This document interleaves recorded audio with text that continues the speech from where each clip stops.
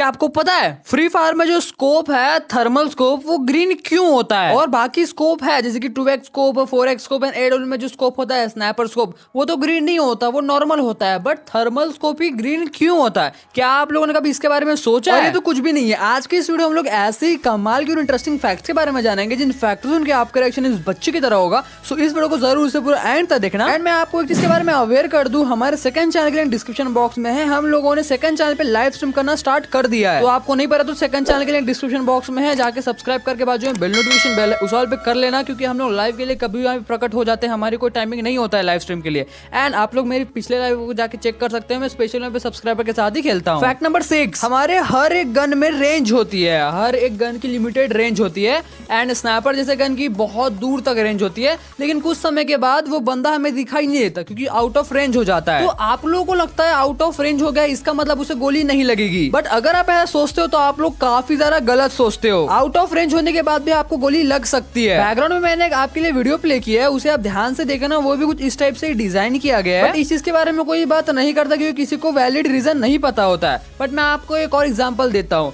आप लोग ऐसे फाइट कर रहे हो एंड अचानक से आप डाउन हो जाते हो। आपको दो बंदे की जो फाइट हो रही है एंड वो बंदा, सामने वाला बंदा आपको नहीं मारता है, आप मर जाते हो। एंड मरने के बाद आपका स्पेक्टेटिंग होता है वो कहीं और बंदे पे चले जाते हैं। आप फाइट पीक पे कर रहे थे, लेकिन आपका जो स्पेक्टेटिंग है वो पता चलता है कि क्लॉक टावर में है। आप क्लॉक टावर वाले को बंदे को देख रहे हो, तो उस बंदे ने तुक्के से मार दिया एंड उसकी गोली आपको लग गई एंड उसने आपको किल कर दिया। कई लोगों के मन में ये सवाल चलता होगा कि भाई इस बंदे ने तो मेरे को मारा ही नहीं, तो मैं इसे कैसे देख रहा हूँ?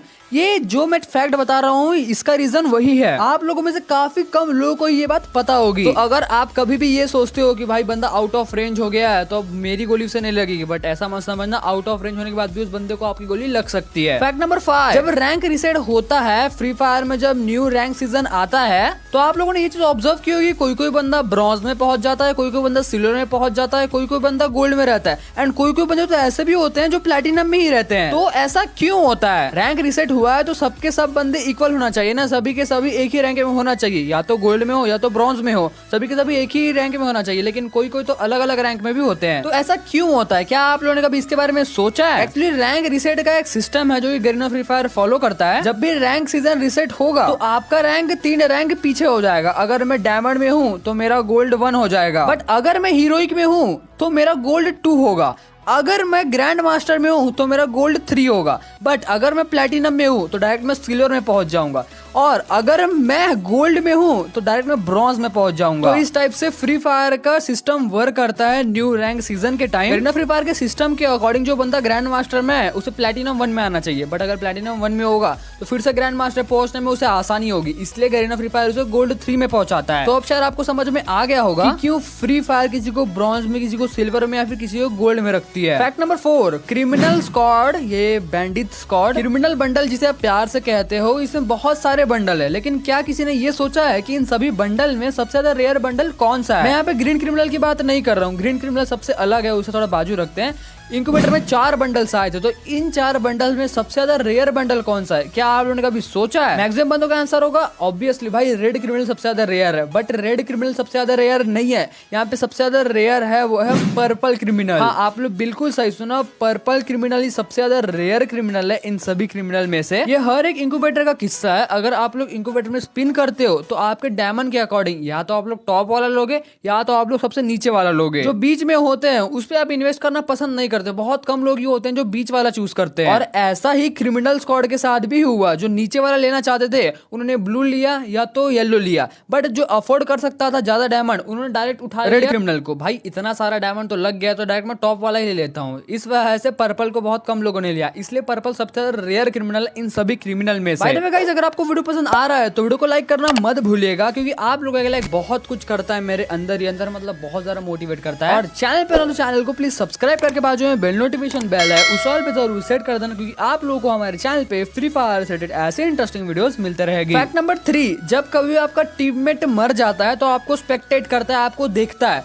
तो वहाँ पे आपके टीममेट के पास भी एक ऑप्शन होता है, वो आपको रिपोर्ट कर सकता है। और कोई कमीने दोस्त ऐसे भी होते हैं जो कि जानबूझ के रिपोर्ट कर देते हैं। तो ऐसे में आपके मन में ये चलता होगा, अगर मेरे को बहुत बार रिपोर्ट कर दिया किसी बंदे ने या फिर बहुत सारे बंदे मिलकर मुझे रिपोर्ट कर देते हैं तो क्या मेरा अकाउंट बैन हो जाएगा? हो सकता है ये आपके माइंड में बहुत ज्यादा चलता हो, क्योंकि आपके पास कमीने दोस्त की कमी नहीं होगी, वो रिपोर्ट करते ही होंगे। और ऐसे में आपके माइंड में ये सवाल चलता है। तो मैं आपको बता दूं, कोई बंदा कितना भी आपको रिपोर्ट कर दे, अगर लाखों बंदे मिलके भी आपको रिपोर्ट करेंगे ना एंड आपके अकाउंट में कुछ गलत चीज नहीं है तो आपकी आईडी बैन नहीं होगी, आपकी आईडी सस्पेंड नहीं होगी। आपके अकाउंट में कुछ गड़बड़ है तो लाखों बंदों के अगर कोई एक बंदा भी रिपोर्ट करता है ना तो आपके आईडी को खतरा हो सकता है। तो आपके माइंड में चल रहा होगा फ्री फायर ने फिर ये फंक्शन दिया ही क्यों है? एक्चुअली में ये फंक्शन होता है ऑब्जर्वेशन के लिए। अगर किसी बंदे को बहुत ज्यादा रिपोर्ट आने लगते हैं तो फ्री फायर उस आईडी को ऑब्जर्व करता है, क्या इस आईडी में कुछ गलत है जो इतने सारे लोग इसे रिपोर्ट कर रहे हैं। अगर कुछ गड़बड़ होता है तो फिर उस आईडी पे स्ट्रिक्ट एक्शन लिया जाता है, लेकिन अगर कुछ भी नहीं होता है तो उस आईडी को कुछ भी नहीं करता है फ्री फायर। तो आपको डरने की जरूरत बिल्कुल नहीं है। फैक्ट नंबर 2, आजकल मैं देख रहा हूँ मेरे इंस्टा में मुझे बहुत लोग टैग कर रहे हैं कि एंजेलिक डायनो आ गए हमारे इंडियन सर्वर में,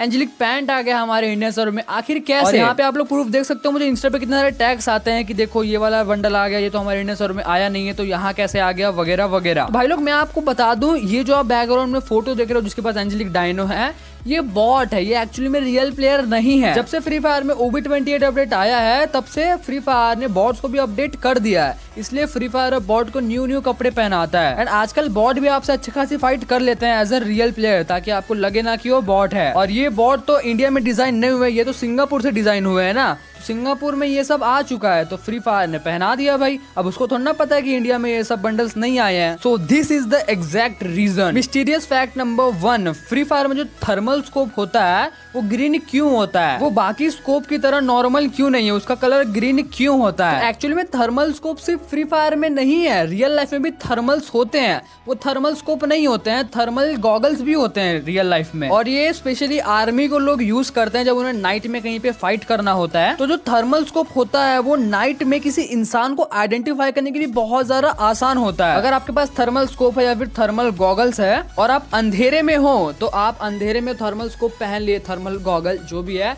तो आपको जो सामने खड़ा इंसान है ना वो अलग से हाईलाइटेड दिखेगा जिस तरीके से हमारे थर्मल स्कोप में दिखता है। एंड आपने थर्मल स्कोप में एक चीज ऑब्जर्व की होगी कि थर्मल स्कोप में हर एक चीज ग्रीन दिखती है, बट जैसे ही वहां पे कोई प्लेयर आता है तो वो अचानक से येलो हो जाता है। आपने ये चीज गौर की है? फ्री फायर में सिर्फ प्लेयर से नहीं, कोई भी चीज जिसमें रेड डॉट आता है वो सब चीजें थर्मल स्कोप में येलो हो जाती है। आप लोग कभी ट्राई करना। और अगर आपके मन में कभी भी ये क्वेश्चन चलता रहा कि थर्मल स्कोप ग्रीन क्यों होता है, तो मैंने आपको आपके क्वेश्चन का आंसर दे दिया। भाई मैं होप करता हूँ आप लोगों को आज का वीडियो पसंद आया होगा। अगर सच में आपको वीडियो पसंद आया या फिर थोड़ा सा वीडियो पसंद आया तो वीडियो को लाइक जरूर करना। एंड अगर आप लोग हमारे चैनल पे नए हो तो चैनल को प्लीज सब्सक्राइब करके बाजू में बेल नोटिफिकेशन बेल है उस पे जरूर सेट कर देना, क्योंकि आप लोगों को हमारे चैनल पे फ्री फायर से रिलेटेड ऐसे इंटरेस्टिंग वीडियोस मिलते रहेगी। एंड आप लोग नेक्स्ट वीडियो किस टॉपिक पे देखना चाहते हो ये बात मुझे कमेंट में जरूर से बताना। एंड कोई फैक्ट है